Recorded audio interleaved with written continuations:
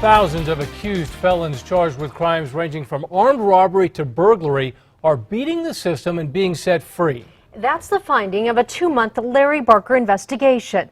In fact, News 13 has learned almost 40% of the criminal cases investigated by police don't get prosecuted. Here's Larry's report, Justice Denied.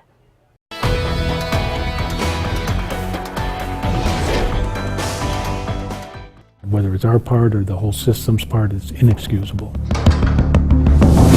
The way the system is set up today, are criminals being held accountable for their crimes? No.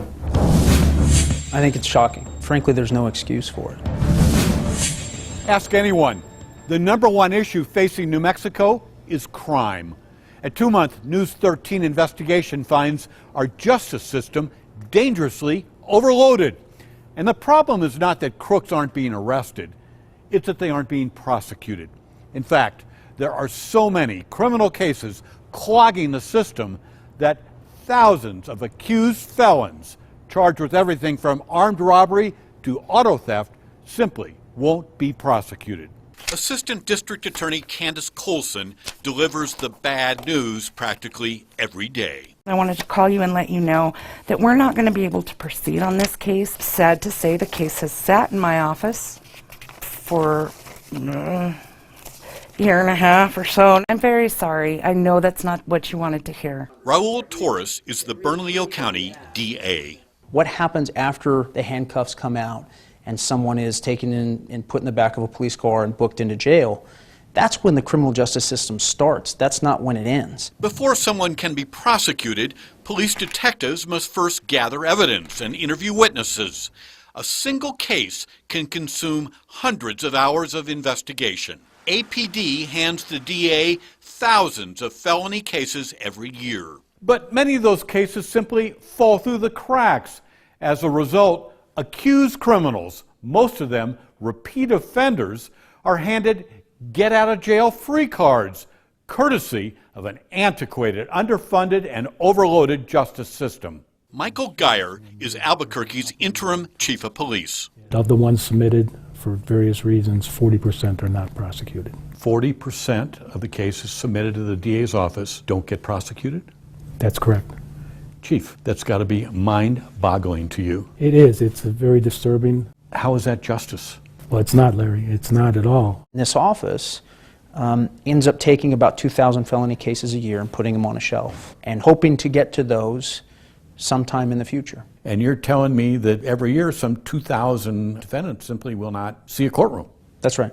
We're talking about thousands of felony criminal cases that fall through the cracks. How do you explain this to the victims of crime? You can't. You can't explain it. Consider Eugene Chavez, who has been in and out of jail most of his adult life. His January 14 stolen car case never made it to court because his file sat unopened in the DA's office. In February 14, Chavez was charged with fraud and forgery. We will never know if he was guilty or innocent because the DA misplaced his file and had to dismiss the case. Joseph Lujan's narcotics possession case was dismissed because a sheriff's deputy failed to turn over an audio recording of the arrest. Lujan was then arrested on auto burglary charges. However, that case too was dismissed because the DA forgot to prosecute. DA Torres says there are simply too many criminals and not enough staff. With the resources you have today, can you prosecute all the cases that are sent to this office? No, not even close. How many felony cases in this office simply won't be prosecuted because they're just too old? If we don't get sufficient resources in this legislative session, I would think several thousand felony cases simply will become too old, too stale for us to act on. How is that justice? It's not. It's not justice. There was no justice for repeat offender Caleb Henderson.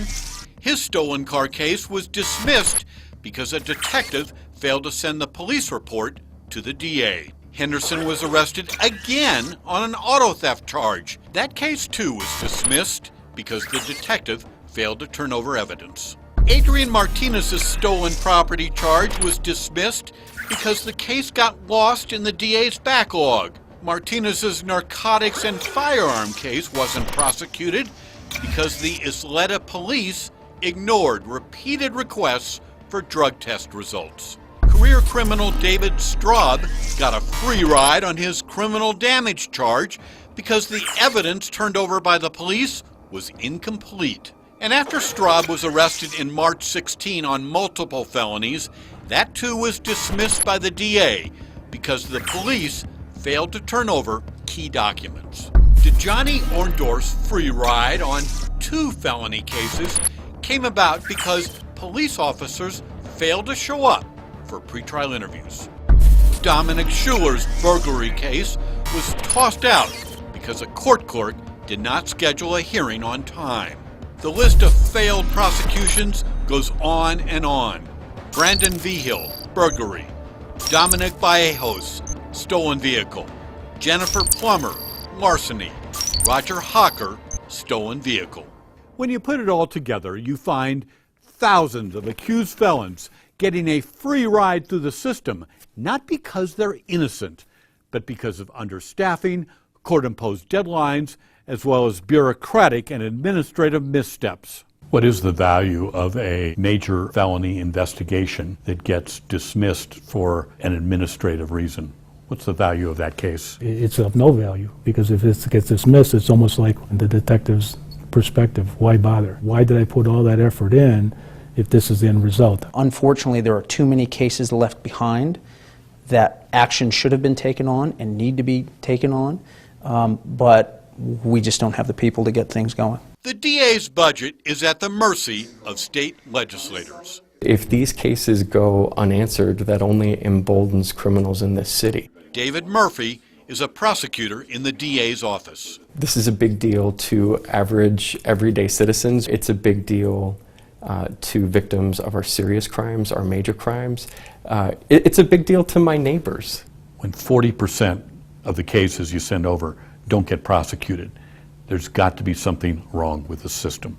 I would agree the system's broken, but it's not irreparable. The reality is that we haven't paid for a criminal justice system that can actually provide real justice. I feel bad because it's our job to hold people accountable when they break the law, and we're not going to be able to do that. We're not going to make a serious dent in the crime problem in this community until you have more police officers and more prosecutors.